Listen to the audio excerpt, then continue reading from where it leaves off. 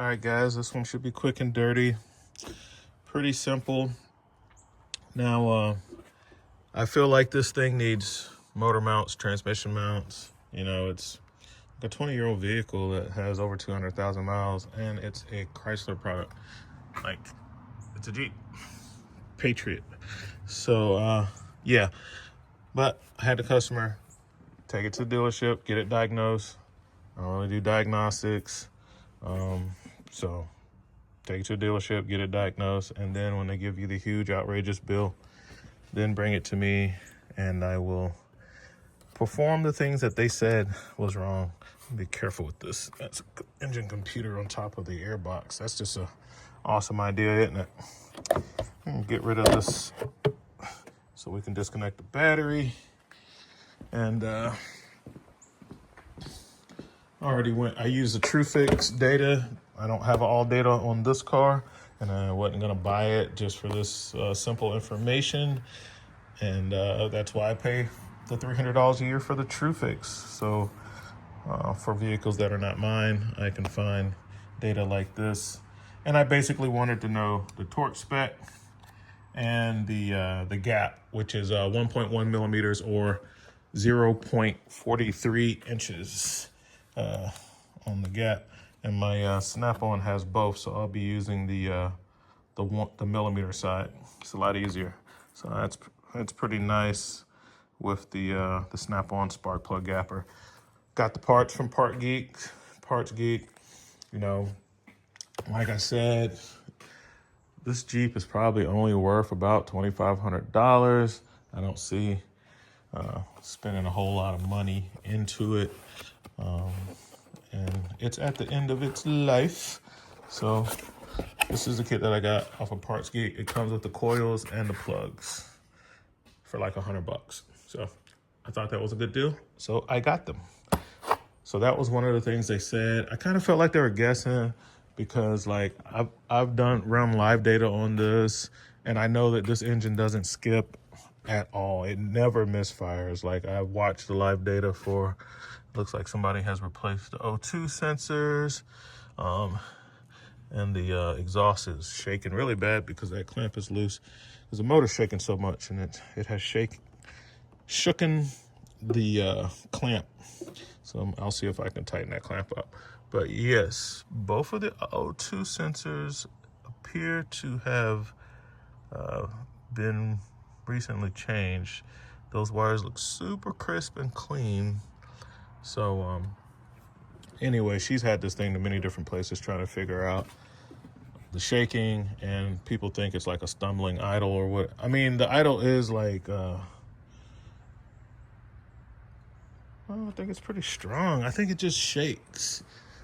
The idle isn't really stumbling. It feels like a stumbling idle, but it just shakes. But like I said, I ran live data on it, and I didn't see one misfire. But because she took it to the Chrysler dealership and they said it needs plugs and coils and the motor mounts and the transmission mounts, as well as a few other things they threw on there, like valve cover gaskets and stuff like that. You know, and she wanted all that stuff done. That's what she said. She's like, I want all this stuff fixed. So, I mean, they wouldn't lying. It does need, and if the little rings in here are bad, then the plugs might be fouled up and stuff like that. I'd rather change the valve cover gasket before I put new plugs in it, but I hadn't taken them out and look at them either, so that's what we're doing today. The motor mounts didn't arrive yet, but when they come, I'll do another video on that. But for today, this is just really easy for me, and I'm just going to disconnect the battery, remove the plugs. You can see if someone has numbered the cylinders. People have been working on this before, but like this engine runs perfect. Like this thing doesn't miss, bro. And it's not hunting idle or anything. So I don't know. Oh, crank it up so you can hear it. But it probably needs plugs just because they're old or something. I don't know. Maybe they're the originals from 200,000 miles ago.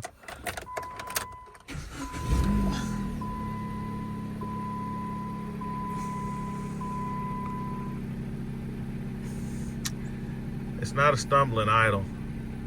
The noise you hear, oh, wait a minute. Now we got a misfire.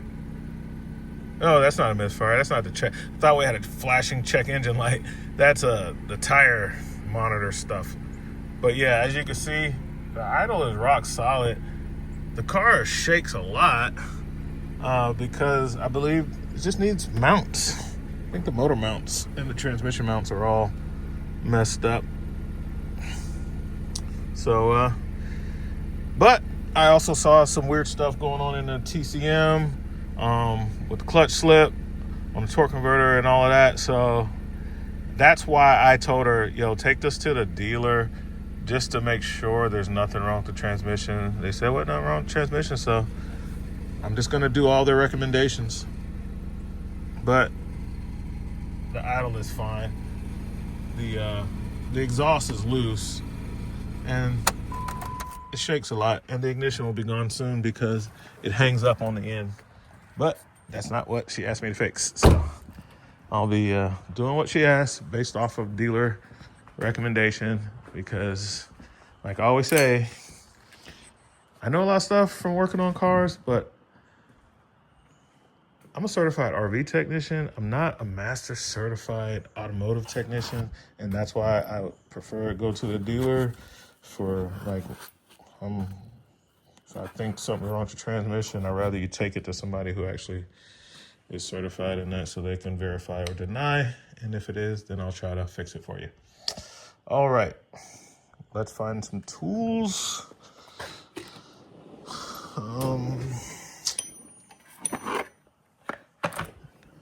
This has been a good set. It's not magnetic, it's just old school rubber. And I think this is gonna be like the 9/16 ones. I might have said it on the, as far as the plug size.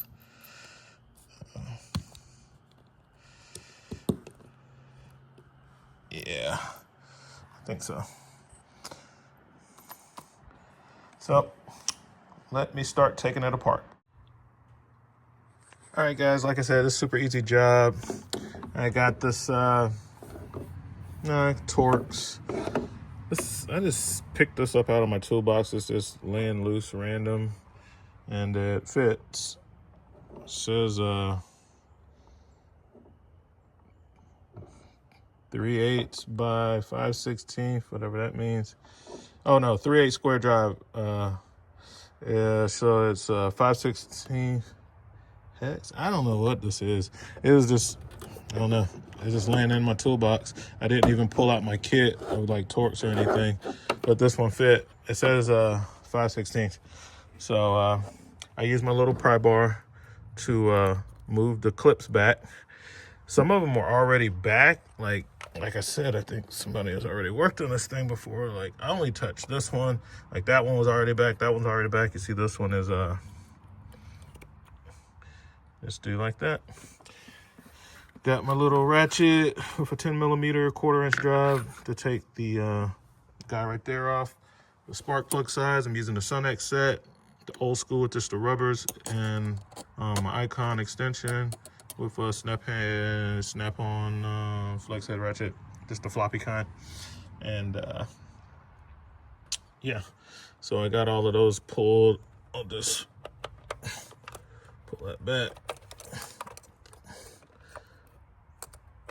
Pull these off. I typically do these one by one, but on this engine, I don't think I'll have a problem getting them mixed up. I still might do them one by one. But yeah, disconnect them. I got my Mac tools, another Icon extension, and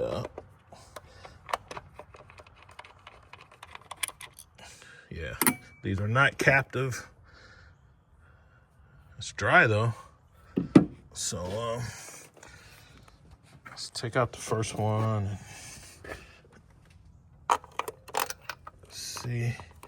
see what's going on. I'm gonna need 2 hands. I'll crack this loose, take it out. Let's see what it looks like. All right, so I mean, these are not iridium plugs. I think they call for iridium plugs. These are some auto lights. These are not the original plugs. but they are gapped correctly, which these are not. These are not gapped correctly. They're gapped quite short. The spec on this is 1.1 millimeters, and these are like not that. So, and the torque spec is a torque wrench. It's 20 foot-pounds is the torque spec on the spark plugs. So, but yeah, these are like, let me put this one in. I mean, that electrode is so tiny. I was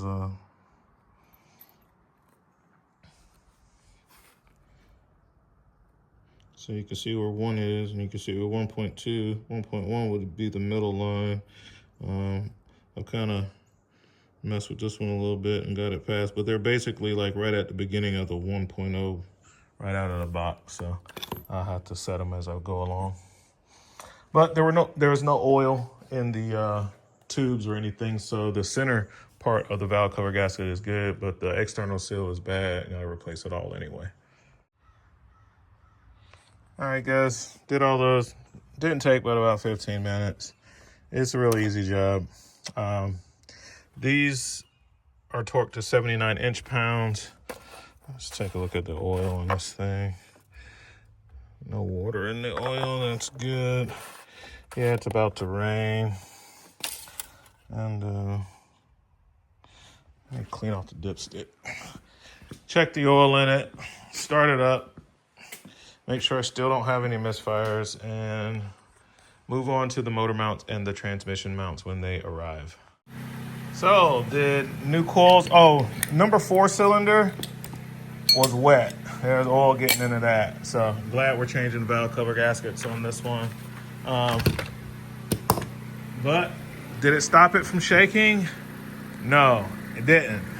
And I already knew that because I ran the live data on it, and the engine was not misfiring, and it's still shaking, and it's going to continue to shake even worse when I put it into gear because it needs the mounts. But like I said, just want to honor what the dealer guy said and what the customer wants, which is us to you probably heard that rattle. That's the drivetrain is shaking so much, it's rattling the exhaust apart because it's put together with clamps on this one. Looks like somebody has probably replaced the catalytic converters, and they did the O2 sensors, and they have the piping, because I can see where it's nice, shiny new pipe, where it goes to like the little rusty pipe, and it's held there with a metal clamp. It's like flared, and that's the rattling noise. So yes, still shakes. Still shakes very bad because it needs mounts. All right, let's take a look at what's rattling under here.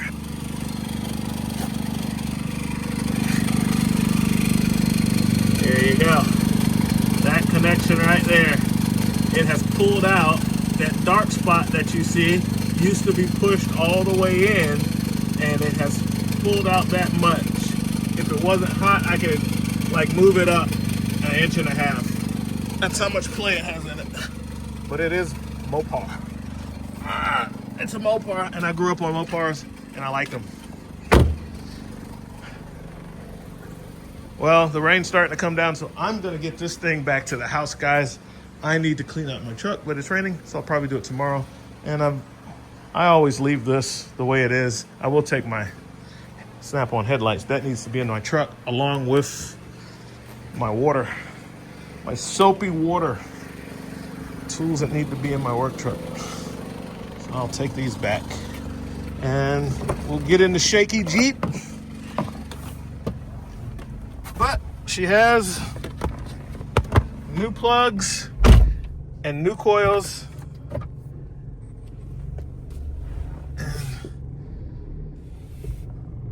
Well, there's that. Got a couple of boxes of this stuff. Give it a try. And this Hyundai, I need to change the oil today anyway. So this is my wife's car. I'm gonna go with that's the oil, that's the fuel. I'll do the fuel system first. And then, cause this is a turbo car. And I'm sure it's got a lot of carbon buildup. And I need it to last as long as it can. Definitely do not want to buy a new car. 5 to 20 gallons of gasoline, so it's 3/4 way full, so that's fine. I'll put that in there, and then when I come back, I'll do the oil treatment on it. It says to add directly to the oil, high idle, 10 minutes or more, then change the oil and filter 4 to 8 quarts. So I'll do that treatment on it, and we'll see what happens. All right. All right, guys, so we ran the treatment. We got the whatever ATS 505 stuff. I ordered 2. So I used one, and there's the one that I use. It's empty. And over here is the one that I still have. I use it for another car, or wait another month and use it for this car. Probably use it for another car and buy another box. But brake noises, so I'm back on the brakes on this guy again. My wife's been complaining about that for a while, so I'm looking at it. And the pads didn't look that bad on this side, but they were kind of low on the other side. So doing the brakes, and they start off with, it's getting thin, and they start off with a gap like that, and you can see like the one for the front, it's down past that. So I'll also be taking I gotta find my slide. It's like a slide pin lubricant. I got some super lube, but I bought some other stuff. I gotta find it. I got so much unopened stuff in the house. But what I've been using is this kit. This one's from Stillman. Doesn't cost that much. Hub and rotor polisher kit. Come with these different Rolex type dealios, and then different size for the drill. And then, so when you use that, it ends up with a lot of spaces that you can't get. Like this is one that I've totally done so that I don't get the vibration from the uneven surface from like, what do they call that? I forget what they call it when it's not even, the run out. So the run out isn't so bad. But yeah, so you can see the circular marks from where I use that part to get around the studs. It does that pretty good, but then it leaves, and I could have did a little better. I might get that again with that. But it leaves these little areas because I go behind it with a wire wheel. So it gets that circle. So between all those circles, I end up with a little star. So what I do for that, like I got this good set up, I could have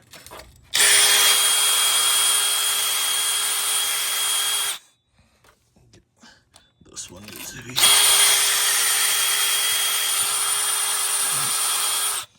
Okay, so it leaves a nice little clean spot because it's hard to get next to the studs, and I go behind it with my wire wheel, but that still leaves a spot, that little star pattern. So then I use this guy, a little small needle-like one, and it lets you get in the tight spots that you can't get to. Other than that, you just use a brush. But see, and these are just sacrificial. I just need to get this clean.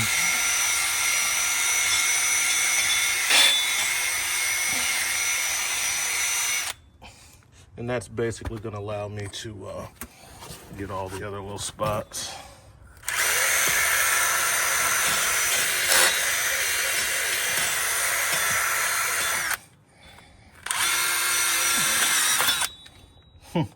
It just wore out.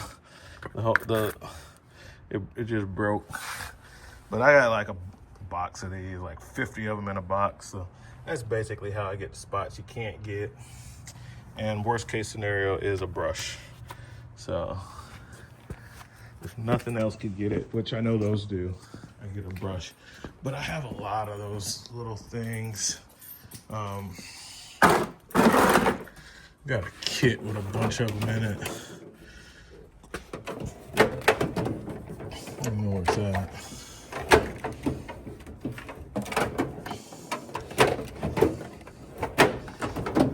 Where are these things?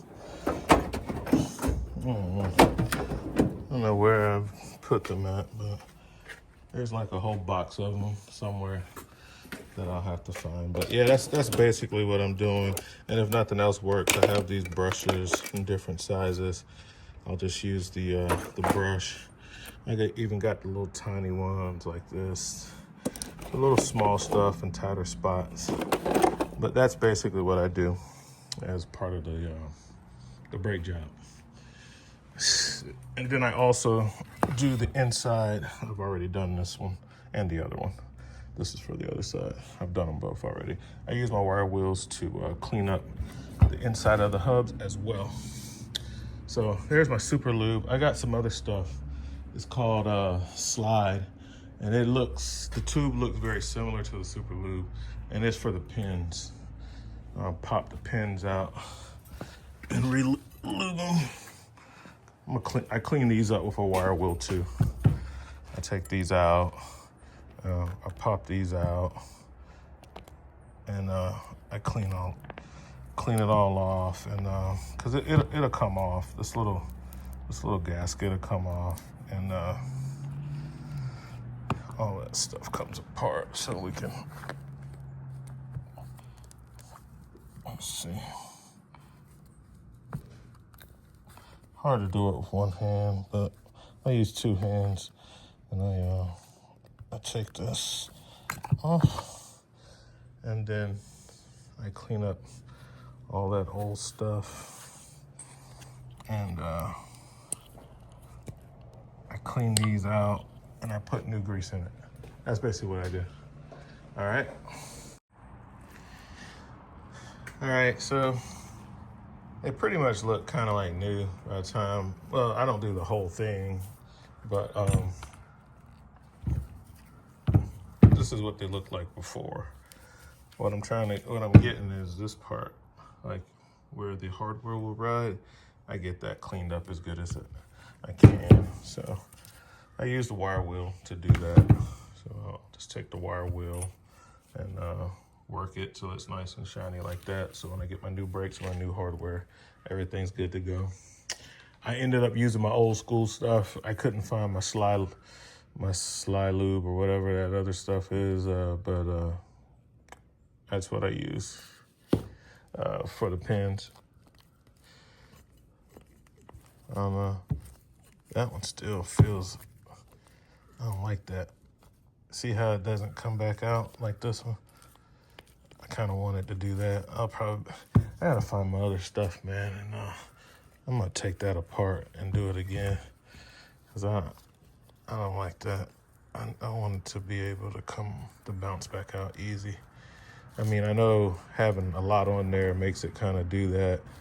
It's not supposed to be a whole lot on there, but I want to feel an easy movement like that. I don't want that.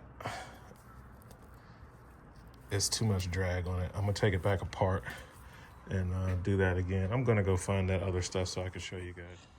There it is, I found it.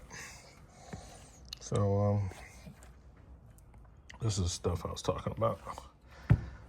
This is that pin that has that collar on it. I don't know why it's so stiff.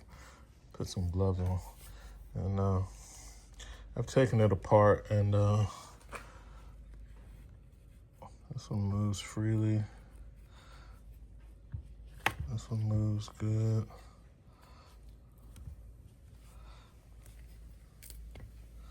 That's hard to move. Tight brushes to clean out the inside. So I'm gonna take this one, the one that I am not happy with. I take it back apart. More brake cleaner, clean it, run the inside of it, and I'll see what I can do with it till I get it moving more to the way I like it. Like these guys move. I want it to be like this, you know. I want it to be like that. I want it getting frozen like that. All right. So I went to the parts store, got some brake pads. I got this, that one's good.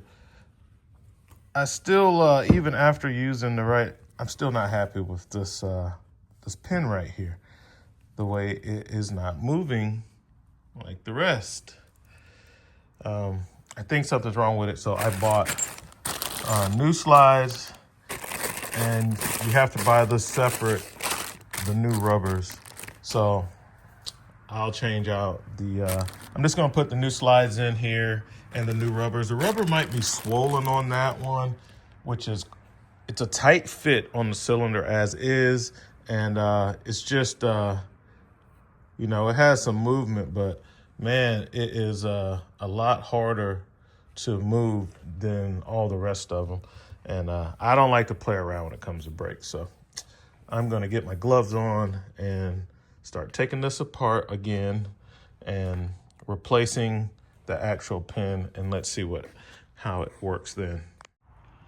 All right, so yep, that was it, man. It's either this rubber has gotten swollen or something's going on with that pin, because after I swapped it out and put the new one in, that's exactly what I want.